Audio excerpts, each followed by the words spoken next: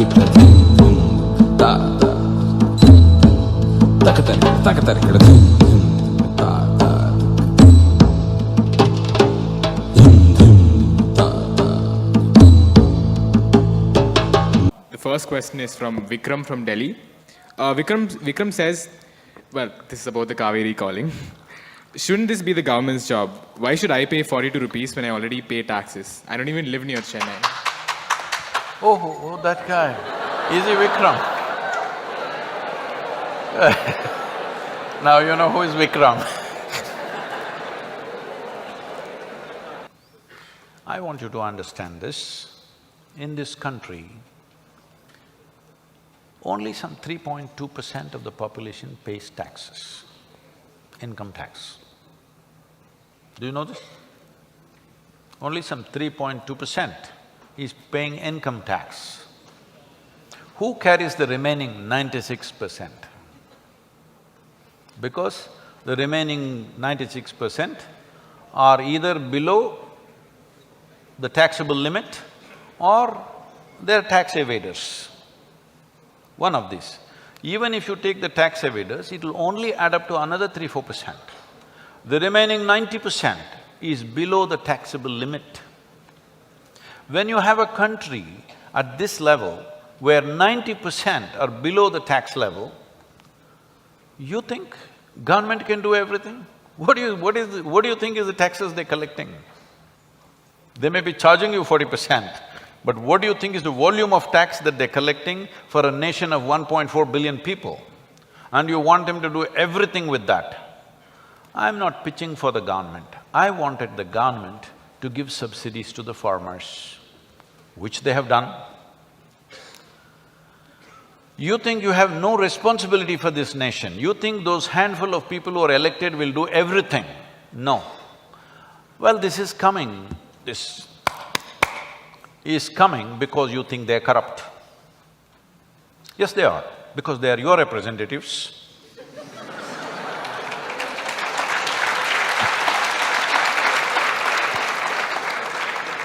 When I'm telling you over 300,000 farmers have committed suicide, when you say, let somebody else do it, I think you're corrupt.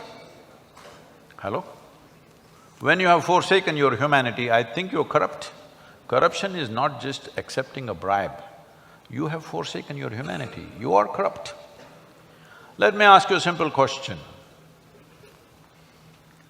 If there is no policeman on the street, how many Vikrams will stop at the red light?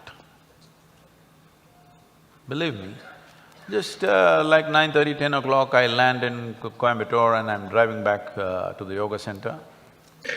Red light, I stop. I hear from behind me, pee, pee, pee, pee.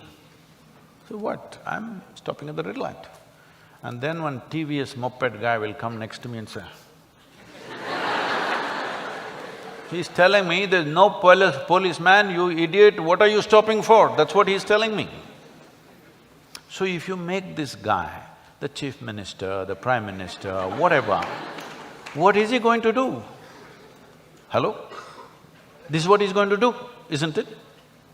So don't think politicians are corrupt. Yes, they may be, and they are probably, but the citizenry is super corrupt.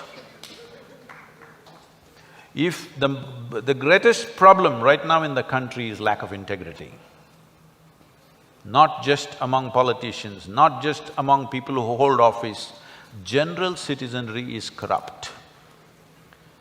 If citizenry was not corrupt, it would be very difficult for the politician to be corrupt because he was just one of you day before yesterday.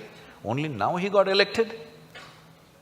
The moment he gets elected, his whole clan goes, Mama, you became minister, what are you giving me? Are they going and asking or not? Hello? If he doesn't give, Mama, we supported you. Why are you not supporting our family? Are they asking or no? So corruption is not in one place, it is across the nation. Let me tell you this, a few years ago, almost 25 years ago, I was in Trichy talking in a high school to 14-year-old boys. I was just asking them, okay, what would you like to do after this education? One guy said, I want to be RTO. 14-year-old boy. Then I say, why? Are you interested in the road traffic systems? You want to do something? What's your interest? He says, I'll get a lot of bribe. I thought this is the tragedy of the nation. A 14-year-old boy, still a child in some ways. Only thing he's thinking of is, he's thinking how he can get maximum bribe. 14 years of age. So, don't think just one point is corruption. Corruption is all across. We have made this our culture. Young people must change this.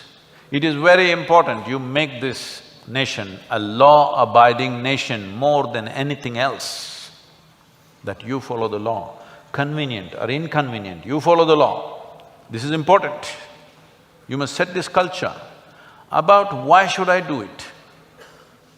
Well, if you are human, you should do it. If you're something else, I'll leave it to you. Because the distress is not something that the governments can handle. It's way beyond that. It's way beyond that. But the governments, you must understand this is not easy to do. We've been on sustained pressure on both these governments. And fortunately, yesterday was a fantastic day for Cauvery Calling because both the governments agreed that they will give the necessary subsidy. This is going to cost them a few hundred crores a year, but they're willing to do it. You thinking, why should I give 40 rupees or 42 rupees? Don't give. If you have that kind of a stone for a heart, don't do it. It's not necessary. We will do it. We will do it. So many other human beings still alive in this country and in the world. Right now I want to tell you, yesterday's count is 87,000 trees are being contributed per day right now.